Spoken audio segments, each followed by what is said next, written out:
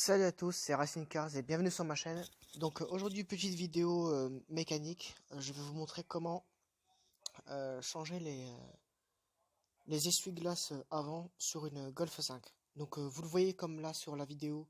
euh, j'ai tourné la vidéo mais j'ai quasiment oublié d'activer le son. Ce qui fait que là je fais le montage avec la voix off. Donc c'est pas évident. Donc là, ce que je suis en train de faire, c'est tout simplement de vous montrer les... Donc là, sur la vidéo, je vous montre comment monter les petits loquets pour les essuie-glaces. Donc en vrai, c'est très simple. Quand vous achetez euh, votre change, vous avez plusieurs loquets. Enfin, ce que je suis en train de montrer là avec le doigt. Et du coup, vous devez juste mettre le bon sur votre essuie-glace, tout simplement. Donc là, on se retrouve dans le coffre et je voulais en fait vous montrer sur l'ancien essuie-glace comment l'enlever, mais le souci c'est que il y avait une espèce de goupille dessus, ce qui fait que je pouvais pas l'enlever. C'était juste en fait pour vous montrer comment le monter. Donc là, ce que j'ai fait, c'est comparer avec les deux pour voir dans quel sens le mettre. Mais étant donné que qu'il n'y avait pas de sens, je l'ai juste monté comme ça. Et là, dans la petite boîte que j'ai en train d'ouvrir, c'est c'est tous les loquets disponibles. Et donc ce que j'ai fait, j'ai juste pris celui qui ressemblait le plus à l'original. Et puis après, je l'ai monté tout simplement. Donc j'ai mis les deux doigts, vous le verrez tout de suite, enfin juste après. J'ai mis les deux doigts pour bien le coincer dessus. Voilà. Donc normalement j'ai pris celui qui se trouve là en bleu. Voilà, j'ai pris donc euh, celui-là en bleu, voilà.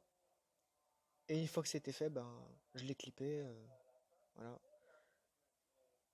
Et après ça a été rapide.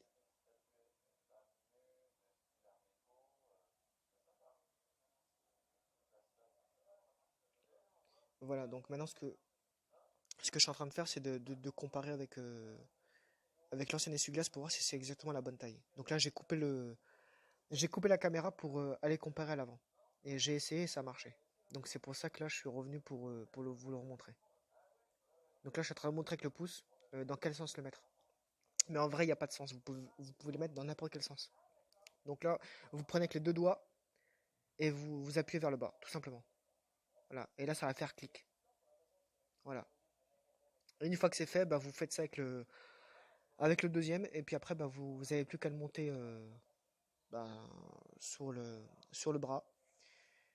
Et puis c'est fait. Donc là, ce qu'on va faire, je vais passer à l'avant et vous montrer comment le clipper.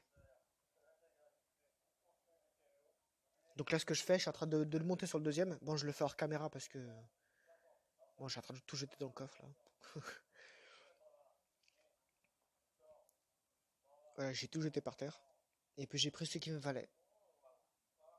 Voilà, donc j'ai comparé un petit peu. Et là, il n'y avait plus qu'à faire pareil. Voilà, donc dans le même sens.